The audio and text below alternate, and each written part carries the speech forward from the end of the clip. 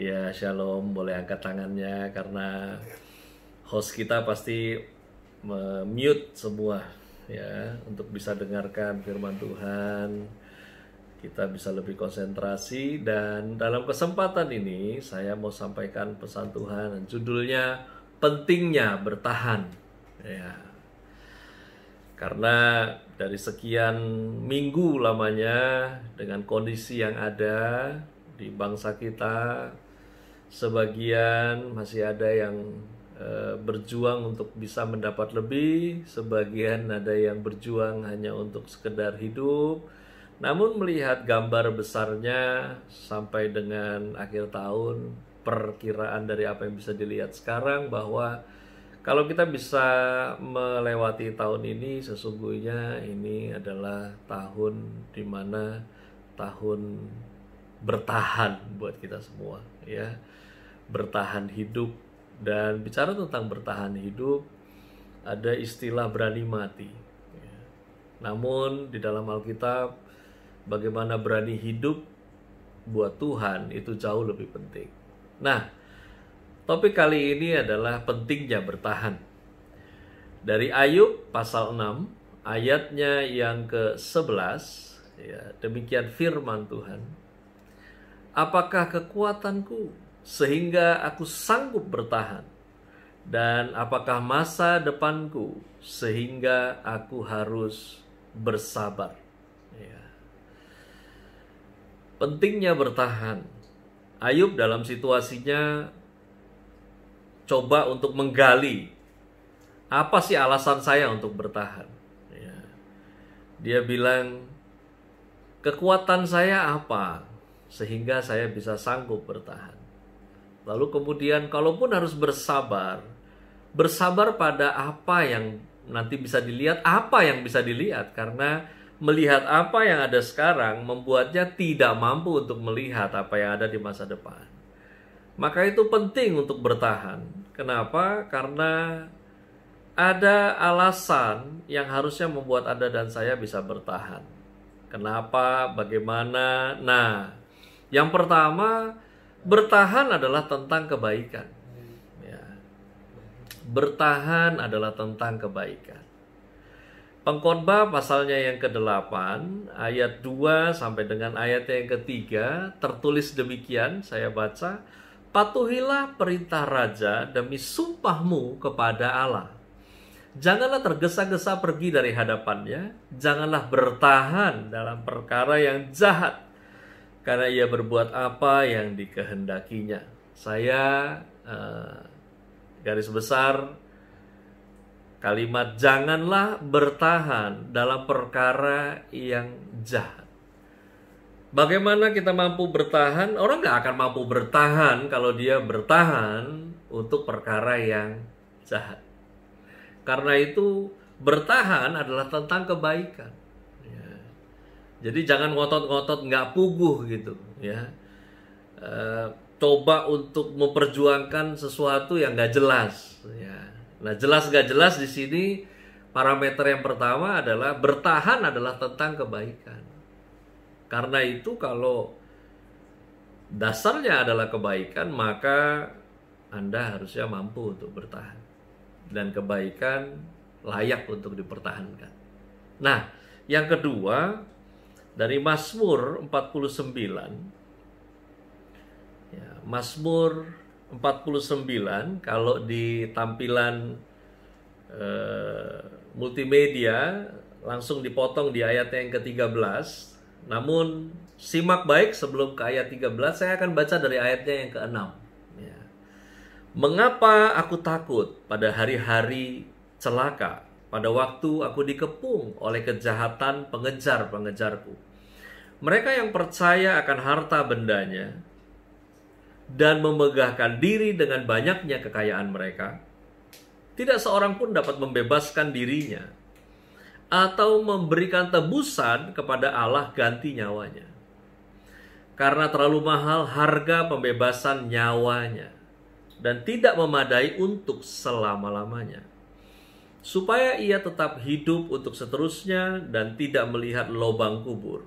Sungguh, akan dilihatnya orang-orang yang mempunyai hikmat mati.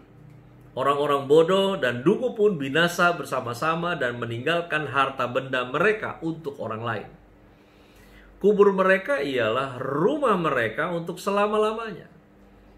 Tempat kediaman mereka turun-temurun. Mereka menganggap ladang-ladang milik mereka. Tetapi dengan segala kegemilangannya, manusia tidak dapat bertahan. Ia boleh disamakan dengan hewan yang dibinasakan. Bicara tentang pentingnya bertahan. Yang kedua, kita berkata bahwa pencapaian dan prestasi tidak dapat menjadi modal untuk bertahan. Nah, catatannya dikatakan di Mazmur, pada hari-hari celaka itu datang, semua yang gak bisa diprediksi. Rupanya pencapaian dan prestasi tidak dapat dijadikan modal untuk bertahan. Dalam situasi yang ada sekarang, yang gak ada bertahan, yang punya juga bertahan. Yang gak punya bilang yang punya lebih enak, karena mungkin punya sesuatu untuk dijual, untuk bertahan. Masalahnya di zaman model kayak begini sekarang, punya sesuatu untuk dijual juga, harganya sudah tidak masuk akal, mengalami kejatuhan. Karena itu Alkitab gak pernah salah mengatakan bahwa pencapaian dan prestasi tidak dapat menjadi modal bertahan. Nah, yang ketiga, dari Matius, Injil Matius 10, ayatnya yang ke-16 sampai 22, saya tampilkan di ayat 22. Di sana saya akan bacakan komplit terlebih dahulu dari ayat 16 sampai dengan ayat 22. Demikian tertulis di Alkitab, "Lihat, aku mengutus kamu seperti domba ke tengah-tengah serigala. Sebab itu hendaklah kamu cerdik seperti ular dan tulus seperti merpati. Tetapi waspadalah terhadap semua orang. Karena ada yang akan menyerahkan kamu kepada majelis agama dan mereka akan menyesah kamu di rumah ibadatnya. Dan karena kamu akan digiring ke muka penguasa-penguasa dan raja-raja sebagai suatu kesaksian bagi mereka dan bagi orang-orang yang tidak mengenal Allah. Apabila mereka menyerahkan kamu, janganlah kamu khawatir akan bagaimana dan akan apa yang harus kamu katakan. Karena semuanya itu akan dikaruniakan kepadamu pada saat itu juga. Karena bukan kamu yang berkata-kata, melainkan roh Bapamu. Dia yang akan berkata-kata di dalam kamu. Orang akan menyerahkan saudaranya untuk dibunuh. Demikian juga seorang ayah akan anaknya. Dan anak-anak akan memberontak terhadap orang tuanya dan akan membunuh mereka." Ini adalah situasi hari terakhir yang pada dasarnya intinya tekanan yang terjadi sama tapi bentuknya bisa berbeda. Di ayat 22 dikatakan demikian. "Dan kamu akan dibenci semua orang oleh karena namaku. Tetapi orang yang bertahan sampai pada kesudahannya akan selamat." Yang ketiga, keselamatan bagi mereka yang bertahan sampai kesudahannya. Makanya ada ayat yang tertulis, "Tetaplah kerjakan keselamatanmu." Ada kemarin saya baca tulisan tentang martir yang mengatakan bahwa martir zaman dulu lebih parah daripada orang percaya harus menghadapi situasi di masa kini. Justru apa yang Alkitab tulis adalah juga tentang masa depan. Kesusahan yang terjadi pada masa depan, hari-hari terakhir. Dan kita masuk di dalam teras situasi itu. Ya mungkin hanya beda bentuk, tetapi tetap dengan tekanan yang serupa. Di mana zaman rasul-rasul, Stefanus dirajam batu. Ya itu bertahan untuk dipukulin, ditimpukin. Kalau sekarang gaya martirnya mungkin beda. Bukan bertahan untuk dipukulin, tapi bertahan untuk gak balas mukul, kan begitu. Nah, yang keempat, dari surat Yakobus 1 ayat 12, demikian tertulis firman Tuhan. Berbahagialah orang yang bertahan dalam pencobaan, sebab apabila ia sudah tahan uji, ia akan menerima mahkota kehidupan yang dijanjikan Allah kepada barang siapa yang mengasihi Dia. Yang keempat, bertahan itu kebahagiaan persiapan menerima mahkota kehidupan. Ayub dalam situasinya wajar mengatakan, apa kekuatan saya untuk bertahan? Dan apa dasar saya untuk bersabar? Karena saya nggak bisa lihat masa depan. Namun buat kita orang percaya, Anda nggak punya alasan nggak bisa lihat masa depan karena Alkitab sudah tulis. Tuhan mau di mana Dia ada dan saya juga ada. Bahkan di dalam kerajaan 1000 tahun nanti ada level pemerintahan, di mana ketika hari kebangkitan itu tiba, mati dibangkitkan, yang hidup terangkat, lalu kemudian sebelum masuk dalam perjamuan anak domba, sebelumnya akan ada pembagian mahkota, yang mana pembagian ini diberikan. Ini bukan tentang betapa mahalnya itu mahkota, tetapi pembagian mahkota mengacu kepada siapa Anda sebagai orang percaya pada masa Kristus memerintah nanti di bumi. Ke sana ya arahnya. Nah, bisa bayangkan segala penyediaan yang ada itu sudah tercatat. Ya, kita udah jelas bakal kemana kalau kita bertahan. Karena itu bertahan harusnya menjadi kebahagiaan. Karena sesungguhnya kita sedang dipersiapkan untuk menerima mahkota kehidupan. Nah, yang kelima, dari Pengkhotbah 4 ayatnya yang ke-12, demikian tertulis firman Tuhan, dan apabila satu orang dikalahkan, 2 orang dapat bertahan menghadapinya. Tali 3 lembar tidak mudah diputuskan. Mari bertahan oleh kesatuan. Ya. Anda nggak bisa sendiri. Kita tetap butuh orang lain. Karena itu mari bangun kerukunan. Bukan karena Anda mau manfaatkan orang, tetapi karena kita mau juga jadi bermanfaat buat orang lain. Dan karena kita paham nggak bisa sendiri. Ya. Anda nggak bisa mati urus sendiri. Ya. Mau udah mati telepon ambulannya sendiri nggak bisa. Anda nggak bisa booking rumah duka sendiri. Walaupun Anda bisa lakukan sekarang, tapi tetap harus ada yang nganter. Ya. Kita ini bisa bertahan kalau kita sama-sama. Ya. Dalam kondisi pandemi ini sudah mulai muncul hashtag Indonesia terserah. Kenapa ada yang mulai putus asa untuk bilang terserah? Ya, karena merasa kebersamaan udah mulai tidak direspon. Ya, karena yang satu ikuti, yang satu tidak mengikuti, nah ini jadi pincang. Ya. Nah, mari bertahan oleh kesatuan. Kalau kita selaras, kita bisa bertahan. Lalu kemudian yang berikutnya, Yosua 7 ayat 11 sampai 13. Demikian tertulis, saya mencatatnya hanya di ayat 13. Ya, di sana tertulis demikian, bangunlah, kuduskanlah bangsa itu dan katakan, kuduskanlah dirimu untuk hari esok, sebab demikianlah firman Tuhan Allah Israel, hai orang-orang Israel, ada barang-barang yang dikhususkan di tengah-tengahmu, kamu tidak akan dapat bertahan menghadapi musuhmu, sebelum barang-barang yang dikhususkan itu kamu jauhkan dari tengah-tengah kamu. Ya.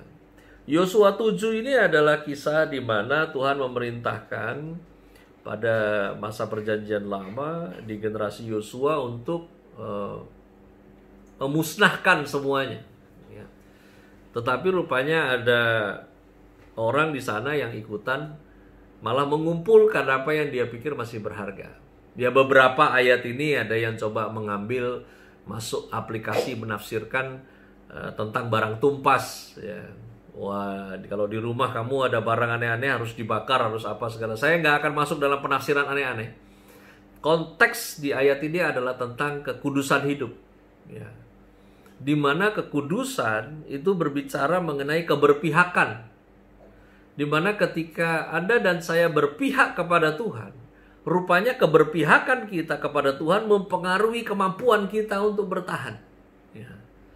Jadi kalau sekarang udah mulai gak kuat bertahan, coba cek lagi. Kepada siapa kita berpihak? Karena siapa yang berpihak kepada Tuhan, pasti dia mampu bertahan. Nah, yang berikutnya, yang ketujuh, dari Injil Yohanes 6 ayat 27 sampai 29. Bekerjalah bukan untuk makanan yang dapat binasa, melainkan untuk makanan yang bertahan sampai kepada hidup yang kekal. Akan diberikan anak manusia kepadamu. Sebab dialah yang disahkan oleh Bapa Allah dengan materainya. Lalu kata mereka kepadanya, apakah yang harus kami perbuat supaya kami mengerjakan pekerjaan yang dikehendaki Allah? Jawab Yesus kepada mereka, inilah pekerjaan yang dikehendaki Allah, yaitu hendaklah kamu percaya kepada Dia yang telah diutus Allah. Yang ketujuh, mari bertahan untuk percaya kepada Yesus. Ya. Percaya kalau Yesus itu Tuhan. Percaya kalau Yesus yang sudah menyelesaikan semuanya buat Anda dan saya. Dan kalau percaya, maka Anda dan saya harus melakukan apa yang Yesus perintah. Melakukan terus dan melakukan terus, itulah bertahan. Dan Tuhan mau Anda dan saya nggak hanya lebih daripada pemenang karena kita menerima kasih karunia. Tapi Tuhan mau Anda dan saya berkemenangan sampai pada akhirnya. Saya rindu kita semua mengalami tidak hanya lebih daripada pemenang, tapi berkemenangan sampai akhir. Yang terakhir, dari surat Efesus pasalnya yang ke-6 ayat 10 sampai ayat yang ke-12. Demikian tertulis. Akhirnya, hendaklah kamu kuat di dalam Tuhan, di dalam kekuatan kuasa-Nya. Kenakanlah seluruh perlengkapan senjata Allah, supaya kamu dapat bertahan melawan tipu muslihat iblis. Karena perjuangan kita bukanlah melawan darah dan daging, tetapi melawan pemerintah-pemerintah, melawan penguasa-penguasa, melawan penghulu dunia yang gelap ini, melawan roh-roh jahat di udara. Kenapa bertahan itu penting? Karena iblis gak pernah berhenti untuk belajar, mempelajari. Karena itu, dia tidak pernah tampil dengan cara-cara yang lama. Dia selalu progres dengan cara-cara yang baru. Saudara, salah satu pesan saya untuk kita bertahan. Percayalah bahwa mengikut Tuhan itu selalu ada progres. Karena hanya yang mengikut Tuhan dalam ketekunan yang mengalami progres. Dan siapa yang mau sampai pada progres yang Tuhan mau, maka dia disebut berbuah. Namun untuk progres, Anda dan saya harus lewati proses. Dan ketika melewati proses, saya pun masih terus melatih diri untuk tidak protes. Karena itu, mari bertahan. Tuhan Yesus memberkati.